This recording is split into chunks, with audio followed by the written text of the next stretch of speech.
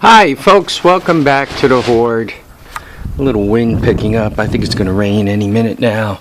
So 12:25 in the afternoon. It is 12/14/2015, almost 54 degrees, 12.5 centigrade, 87% humidity, and we ain't getting no sun. What am I up to today? I'm just finishing off from the visit to my son's place, and I've mentioned a few times that my son, he does two things. He's a winemaker, but to up the utilization of the wine cellar, the people who own the business, the family that owns the business, also makes hard cider in the same facility. The right side is hard cider, the left side is for the wine. The cool thing about hard cider is there's a demand for it 12 months of the year, though there's always a demand for wine. From a grape point of view, that's a little more difficult. They have the ability, they have a cooler for the apples. They grow a lot of apples, so they have apples year-round, so they could make cider year-round, but once again in the fall they use the facility for crushing the grapes and all that, and then you got to kind of get it into the stainless to age for a little while, and then gradually you go forward from there. Anyway, he gave me a 55-gallon drum. This is food quality drum. So there you are, the plastic thing, and this, there's a junk shop near my son's, and they put stuff out in the free pile, so I just grabbed that because it was free. I also bought some stuff from him, so I figured given that I bought stuff from him, I'm allowed to plunder his free pile. This is kind of, I don't know how well you guys could see it. It's kind of a plastic cardboard. Like this piece is more cardboard than plastic, but most of them are made out of plastic. Like this one is plastic. It doesn't seem to have a lot of fibers in it. So I guess they're all perhaps a touch different. Anyway, when you make hard cider, the bottom of the can is already extruded. Nice of someone to throw a can here. Might as well use it. This bottom piece of the can is already done. So what you do is you fill the can and then you crimp the top piece on. So the way it works is these are in between the layers of cans on the pallet. It keeps the cans all tightly in place. It keeps the cans clean and dry and all that kind of stuff. But they can only reuse these if they're perfect, and then obviously they clean them. They send them back to the people who manufacture the cans.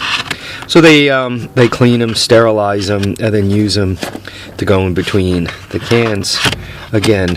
But if they're damaged or like this, porous, you can't use them because they could absorb something and then they could contaminate the cans, and then they're no good. So he gave me, there's about 30 of these. I figure they'll be good to put underneath these things to keep them dry. So that's one thing. Second thing, I picked up this motor clutch combo while I was at my son's. The guy said it was on some redneck contraption that he acquired somewhere. If you kind of scrape the blue off, and you look it over, I think it's a Greyhound motor. Obviously, it's a Honda clone, right? Probably 6.5 horsepower. I give it a little hoot of ether, and it did start up. I mean, it does appear to be runnable.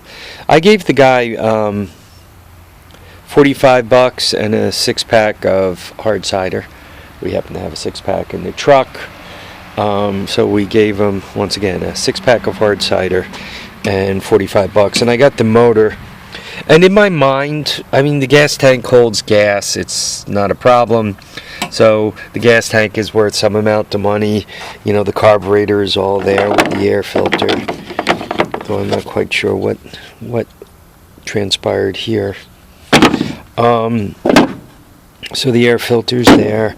I mean, the recoil is good. I did give it a hoot of ether. It did start. Though it doesn't appear to be drawing gasoline through the carburetor. So I'm going to have to drop the carb and take a look inside and see what's going on.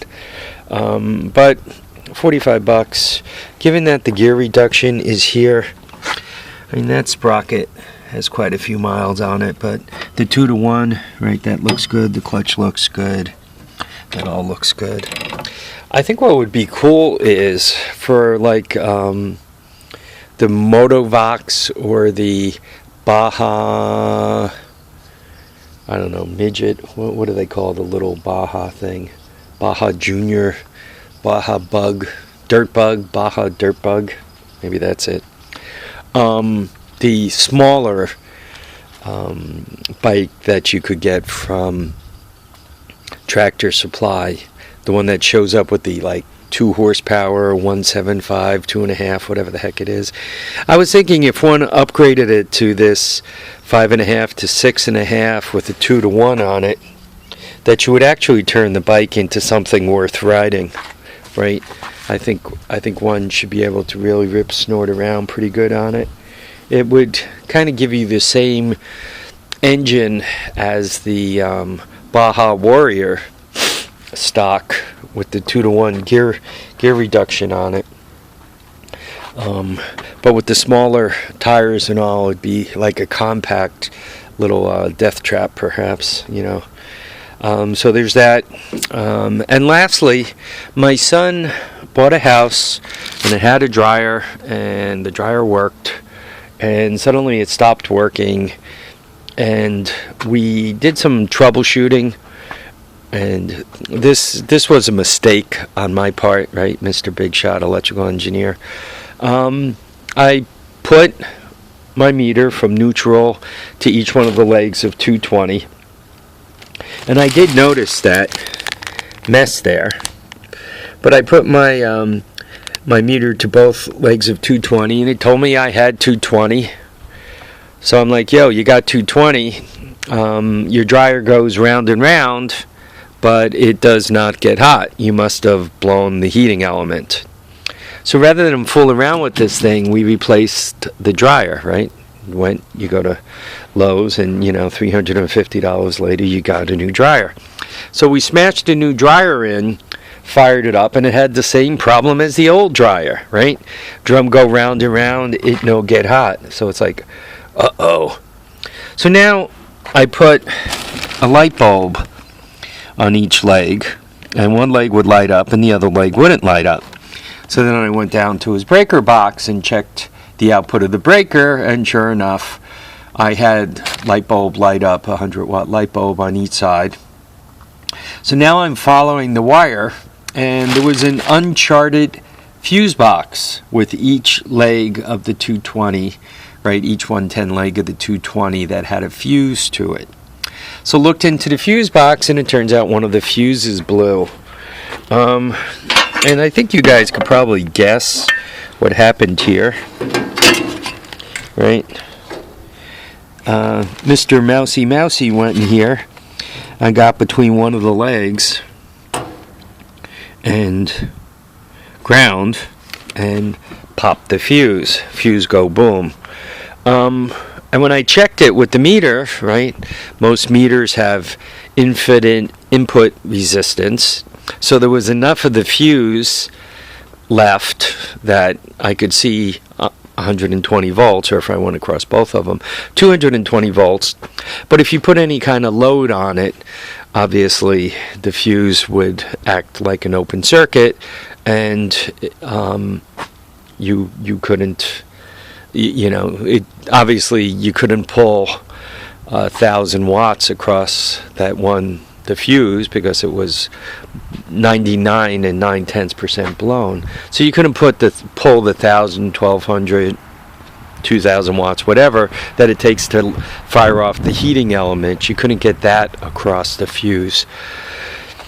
So went back to Home Depot, bought some fuses, smashed them in. Turns out his new dryer works beautifully, but the dryer he bought was a floor model. Actually, I think he got it for $2.99. So the dryer he bought was a floor model, and he couldn't return it. So he was stuck with the new dryer, and this is his old dryer. So he's like, "Yeah, why don't you get it out of here? It's newer than your current dryer," right? Our current dryer is like very old. It's an old Hot Point.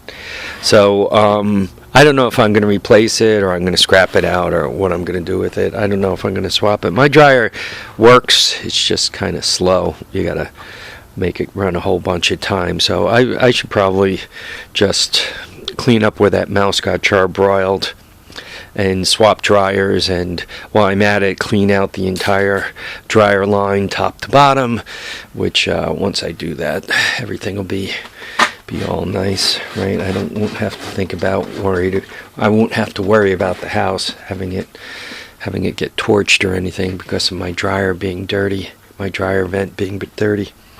All right, folks, so that concludes the Joseph visit, right? I showed you everything from that whole bit. I want to thank you all for coming to the Hoard, watching my videos. I want to thank you all for being here for me, regular customers, and I want to hope that you all remember to get out there, enjoy all your days. And lastly, once again, one last time, thanks for watching and commenting and subscribing. My buddy Chuck must have been here screwing around with things, because I know I didn't leave him like that. All right, folks, take care now. Bye.